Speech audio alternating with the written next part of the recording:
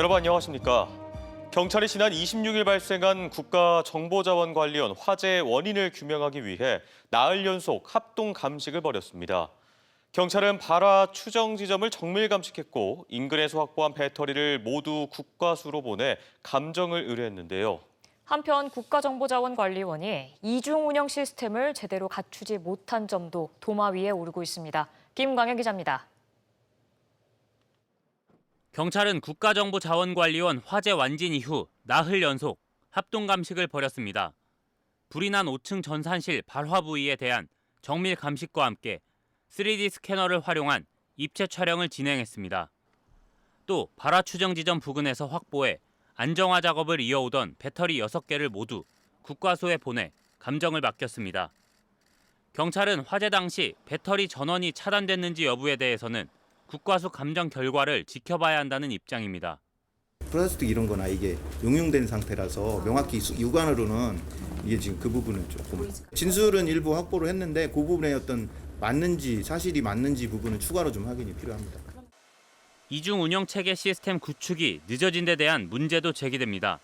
정부는 2008년부터 재해, 재난 등 비상사태 발생 시 대응하기 위해 공주에 재해복구 전용 센터를 추진해 왔습니다. 하지만 예산 삭감에 따른 계약 유찰 등으로 공사가 늦어지다 재작년에야 겨우 건물 공사만 마쳤습니다. 여기에 운영 방식에 대한 계획이 바뀌며 지연되면서 결국 이번 사태 대응에 무용지물이 되고 말았습니다. 서비스에 대한 이중화 부분들도 이미 확보되어 있는 기술들이고 국가 공공 서비스를 하는 어떤 데이터 센터에서 그런 게 준비 안 돼 있었다라는 게 사실 너무 안일했던 거 아닌가. 올해 국정자원 재난복구 시스템에 배정된 예산은 24억 원. 민간에만 엄한 잣대를 댈 것이 아니라 정부 스스로 재난복구 시스템을 강화해야 한다는 지적이 나옵니다. MBC 뉴스 김광현입니다. 대전시는 국가정보자원관리원 화재로 전체 55개 시스템 가운데 19개가 아직 복구되지 못한 것으로 나타났습니다. 대전시는 현재 교통법규 위반 과태료, 승용차 요일제 이행 확인, 부동산 종합공부 등 중앙부처 연계 6개 시스템에서 오류가 발생해 복구 중이라고 밝혔습니다. 또 정부 시스템 이용 서비스 35개 중 정보 공개 청구, 나라 장터, 계약 업무 등 13개의 서비스 접속에 장애가 있고 건축 인허가나 보건소 진료 접수, 여건 발급 등 22개의 민원의 업무는 복구돼 이용할 수 있습니다. 정부가 5극 3특 국가균형선작 전략을 확정했습니다. 충청권은 기존 충청광역연합을 통해 정부 재정 지원과 사업이 이뤄질 수 있게 제도를 정비하는데요. 다만 선도 모델을 갖추고도 충청권은 영호남에 비해 정부 주력 사업들이 후순위로 밀려 있다는 점이 우려되고 있습니다. 문은선 기자가 취재했습니다. 정부 국가균형성장의 핵심 정책인 5극 3특 전략 청사진이 나왔습니다. 전국을 5개 권역별 메가시티로 재편해 권역별 주력 산업과 인재를 키우고 벤처 투자 시장의 비수도권 투자 비중을 40%까지 늘리는 등 지방 우대가 핵심입니다. 부처별, 시도별로 따로따로 분산 추진되어 오던 균형발전 정책을 5극 3특 체계 속에서 통합적으로 추진할 수 있게 만든 전략입니다. 행정수도 세종 완성을 비롯해 혁신도시 활성화와 2차 공공기관 이전도 포함됐습니다. 이와 함께 광역급행철도, CTX 알파, 광역급행버스 BRT, 농촌형 행복버스 등 충청권은 초광역 대중교통망이 제시됐습니다. 월 교통비 최대 20만 원을 지원하는 대중교통 정액 패스는 전국으로 확대합니다. 특히 충청권은 이미 광역연합이 출범해 있어 정부 지원 등을 위한 제도가 뒷받침되면 가장 먼저 성과를 낼 수 있는 구조입니다. 초광역 특별협약, 권역별 메가시티 특별협약을 통해서 각각의 이해관계들을 조정해서 정부의 지원이 신속하게 이루어질 수 있도록 하는. 하지만 정작 전략산업 육성 등에선 영호남에 비해 구체적인 계획이 제시되지 않았습니다. 당장 추진하는 초광역 성장엔진 시범 프로젝트에서도 충청권은 바이오 클러스터만 지목됐습니다. 부산, 울산, 경남이 제조 AI 혁신 생태계, 광주, 전남권이 AI 재생에너지 조성 등으로 정부 핵심 전략인 AI 관련 산업과 보조를 맞추는 것과는 거리가 있습니다. 권역별 AI 혁신 거점 조성도 광주, 대구, 전북, 경남 등 4대 권역에서 우선 추진합니다. 해양수산부 부산 이전 과정에서 보여준 충청권은 다 가졌다는 정부 인식이 균형 성장 전략에서도 반복되는 것 아닌지 우려가 나옵니다. 한편 대전시와 충남도가 내년 7월 출범을 목표로 행정통합을 추진 중인 가운데 국민의힘 성일종 의원이 행정통합을 위한 특별법을 대표 발의해 관련 논의는 이제 국회로 공이 넘어갔습니다. MBC 뉴스 문은선입니다. 정부 조직 개편에 따라 내일부터 환경부가 기후환경에너지부로, 산업통상자원부는 산업통상부, 여성가족부는 성평등가족부로 명칭이 바뀝니다. 또 정부 대전청사에 위치한 통계청과 특허청도 각각 국무총리실 소속 국가데이터처와 지식재산처로 승격돼 새로 출범합니다. 행정안전부는 정부조직법 개정안이 국무회의에서 의결됨에 따라 개편되는 각 부처의 명칭과 기능은 내일부터 변경되고, 다만 기획재정부에서 기능이 분리되는 재정경제부와 기획예산처는 내년 1월 2일에 바뀐다고 밝혔습니다. 지난 3월부터 이어지고 있는 대전 둔산여고 급식 갈등이 저녁 중단에 이어 점심 급식까지 번질 조짐을 보이고 있습니다. 조리원 9명 가운데 7명이 전면 파업에 들어간 건데요. 부랴부랴 교직원이 투입돼 급식을 이어갔지만 수능을 불과 40여일 앞두고 급식 차질이 길어지지 않을지 학부모들의 우려가 커지고 있습니다. 이규선 기자입니다. 배식대에 조리원이 보이지 않고 교직원들이 대신 급식을 나눠줍니다. 학교 비정규직 노조 파업으로 보건증을 갖춘 교사를 비롯한 교직원 상당수가 배식에 투입된 겁니다. 같은 시각 조리원들은 교육청 로비에서 처우 개선과 인력 충원을 요구하며 집회를 열었는데 둔산여고 조리원 9명 중 7명이 파업에 동참했습니다. 노조는 아이들 건강을 해치지 않는 선에서 업무 조율을 요구한 건데 대화가 단절됐다며 호소문도 게시했습니다. 양파가 한번 들어오면 20kg짜리가 3망, 4망까지 들어옵니다. 석식에. 그걸 일일이 다 까고 눈물, 콧물을 흘리면서 다 까야 되는데 그 수고를 조금 덜어주십사 요구했던 겁니다. 학교 측은 교직원 다수가 보건증을 발급받아 급식 차질에 대비했다고 밝혔습니다. 지난 3월 쟁의 이후 무상 제공인 점심 급식의 질 저하로 학교 운영위원회 결정을 거쳐 자부담인 저녁 급식을 중단했는데 일부 요구를 수용했음에도 노조 측과 이견을 줄이지 못했다고 설명했습니다. 양보할 수 있는 건 다 양보했다라고 봅니다. 왜냐하면은 준법투쟁에서 제시한 모든 사항을 수용할 수 있는 것은 모두 수용을 했고요. 학생들의 교수학습 활동에 지장이 없도록 하는 게 가장 중요한 거거든요. 학부모의 걱정은 더욱 큽니다. 교직원이 조리에 투입되면 교육의 집중도가 떨어질 뿐 아니라 급식의 질과 안전성, 또 한 달 앞으로 다가온 수능에도 영향이 없겠냐며 우려합니다. 내 자녀에게 밥을 먹인다는 마음으로 조금씩만 양보해서 아이들 급식을 정상화해 주시길 정말 간곡하게 바라겠습니다. 노조는 교섭에 진척이 없으면 다른 학교 2-3곳이 추가 파업에 나설 수 있다고 예고한 가운데 추석 연휴를 전후해 깊은 갈등의 실마리를 풀 해법이 시급합니다. MBC 뉴스 이교선입니다. 지방 인구가 줄면서 최근 몇 년 사이 전국에서 40곳 가까운 버스터미널이 문을 닫았습니다. 주민들의 이동권을 위해 정부는 경영난에 빠진 터미널이 다양한 수익시설을 유치할 수 있도록 규제를 완화했는데요.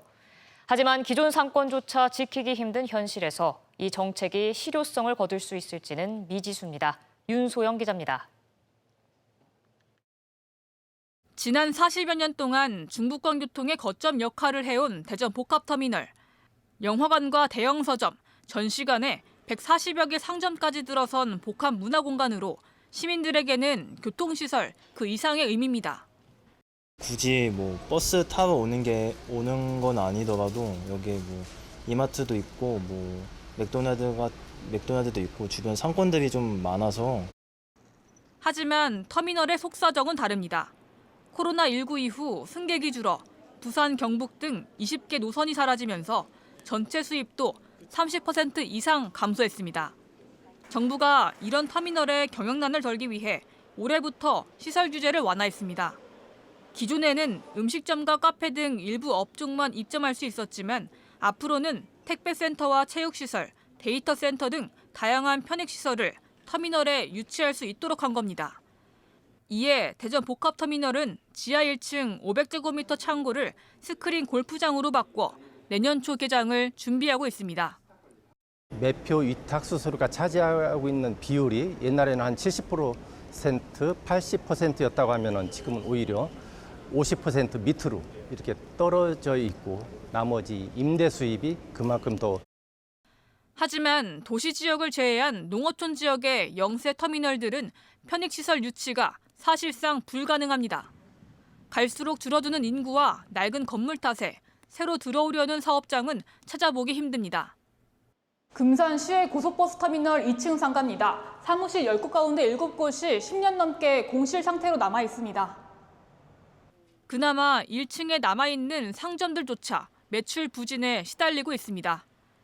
계속 주는데 계속 내려가지. IMF는 뭐 그때는 아주 잘 됐다고 봐야 돼.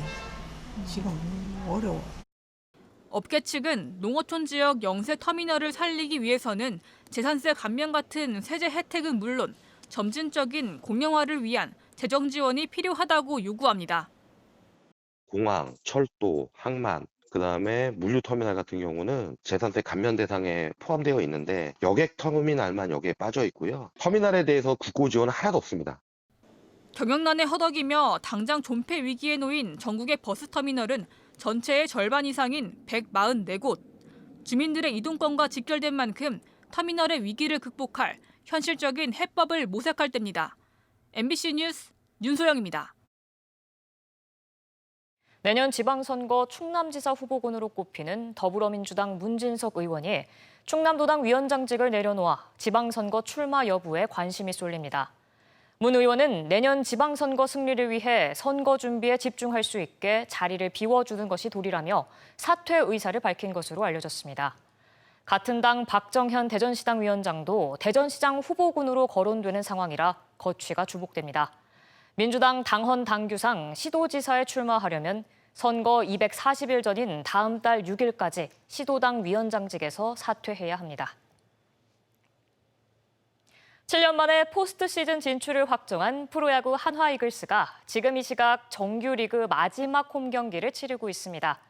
한화는 오늘 경기가 끝나면 팬들과 함께 가을 야구 출정식도 열 예정인데요.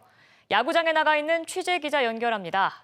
이승섭 기자, 현장 분위기 전해주시죠. 네, 한화 이글스는 롯데자이언츠를 상대로 올 시즌 정규리그 마지막 홈 경기를 치르고 있습니다.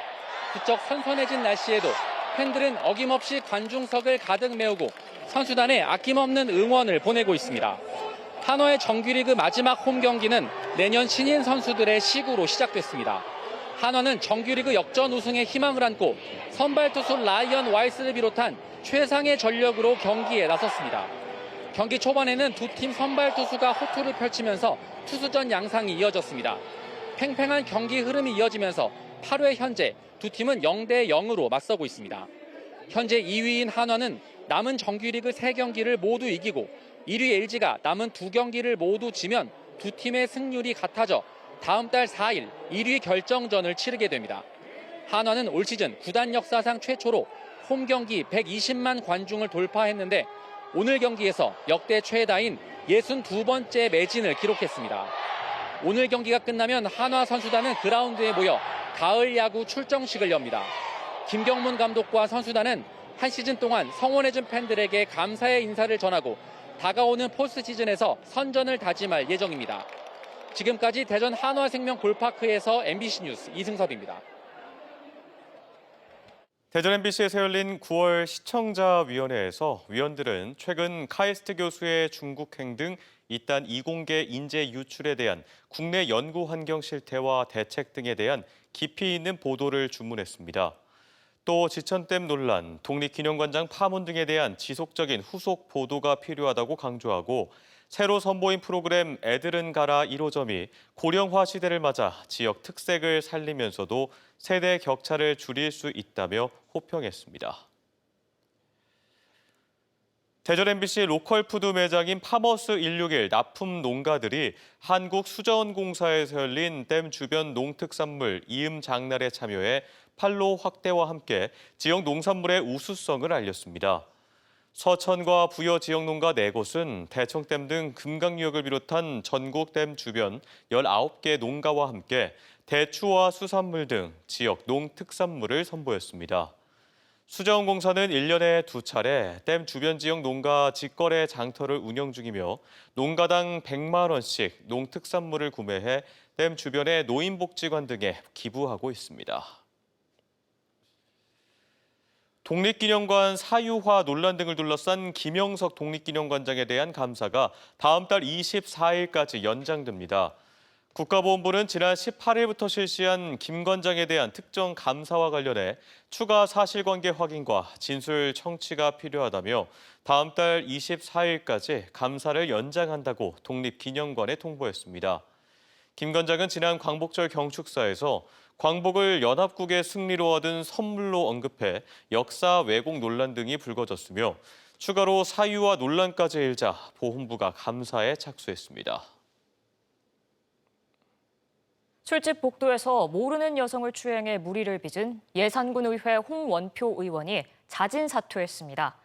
홍 의원은 오늘 군 의회에 사퇴서를 제출했으며 의회는 내일 윤리특별위원회를 열어 처리 방향을 결정할 예정입니다. 홍 의원은 지난 19일 밤 홍성군의 한 주점에서 모르는 여성을 추행한 사실이 알려지자 사과 입장을 밝히고 국민의힘 충남도당에 탈당계를 냈습니다. 오늘 오후 2시 40분쯤 천안시 풍세면 풍세산단 내 반도체 부품 공장에서 불이 나 1시간여 만에 큰 불길을 잡았습니다. 이 불로 공장에 있던 64명이 긴급 대피했고 증축 공사 중이던 공장 1개동 일부가 탔으며 경찰과 소방당국은 잔불 정리를 마치는 대로 정확한 피해 규모와 원인을 조사할 예정입니다. 또 오후 3시쯤에는 금산군 금산읍의 한 농자재 판매점 창고에서 불이 나 보관 중이던 농자재 일부를 태운 뒤 50여 분 만에 꺼지는 등 화재가 잇따랐습니다. 한국천문연구원 센터장이 처형과 조카 등 친인척을 대표로 내세워 실질 운영한 업체에 약 25억 원의 일감을 몰아준 사실이 적발됐습니다. 우주항공청의 천문연 감사보고서에 따르면 해당 센터장은 업체 4곳을 설립해 경영에 개입하고도 연구원에 신고하지 않은 채 지난 2014년부터 11년간 144건의 수의 계약 등을 체결한 것으로 확인됐습니다. 이에 대해 해당 센터장은 업체를 실질적으로 운영한 점은 인정하면서도 계약은 적법하게 처리된 것이라고 주장했지만 우주청은 이해충동 방지법 등을 위반했다고 보고 중징계 조치와 수사 의뢰를 요구했습니다. 환경부가 새로 짓기로 한 전국의 기후대응댐 14곳 가운데 절반인 7곳을 중단하기로 한 가운데 청양 지천댐은 추가 검토가 필요한 댐으로 분류됐습니다. 환경부는 지천댐에 대한 찬반 논란이 첨예해 추가 검토와 공론화 등을 거쳐 지역 의견을 충분히 반영해 추진 여부를 최종 결정할 것이라고 밝혔습니다. 세종보 가동을 촉구하는 세종 시민단체들이 세종시청에서 기자회견을 열고 지역 활성화와 용수 활용 등의 측면에서 세종보를 가동해야 한다고 주장했습니다. 이들은 세종보를 가동해 물을 가둬야 가뭄에 대비하는 동시에 각종 용수를 확보하고 여가와 휴식 공간으로 활용할 수 있다며 세종보 가동을 반대하는 환경단체에 대화를 제안했습니다. 다음 달 13일부터 시작될 국정감사에서 대전시와 세종시, 충남도가 피감 기관에 오른 가운데 여야가 힘겨루기를 예고하고 있습니다. 더불어민주당 장철민 의원은 기자회견을 열고 윤석열 정부 시절이었던 지난 3년 동안 지방 정부를 향한 견제가 부족했다며 이번 국감에서 이장호 대전시장의 잘못된 시정을 바로잡겠다고 말했습니다. 이에 맞서 야당 의원들은 국민의힘 소속인 시도지사의 방어에 나설 것으로 보이면서 내년 지방선거를 앞두고 여야가 치열한 공방을 벌일 전망입니다. 카이스트 출신 스타트업에서 개발한 로봇들이 잇따라 산업 현장 등에서 상용화하고 있습니다. 카이스트 기계공학과 출신 4명이 공동 창업한 스타트업은 철제 벽면과 천장을 자유롭게 이동하며 작업하는 사족보행 로봇을 개발해 검증을 마쳤으며 내년부터 실제 조선소에 투입하는 방안을 추진 중입니다. 또 다른 연구팀이 창업한 스타트업도 자율주행 센서 없이 내장 정보만으로 보행 제어가 가능한 로봇을 개발해 서울 도심 인파 속을 걸어다니는 기술을 시연하는 등 상용화에 속도를 내고 있습니다. 뉴스를 마칩니다. 고맙습니다.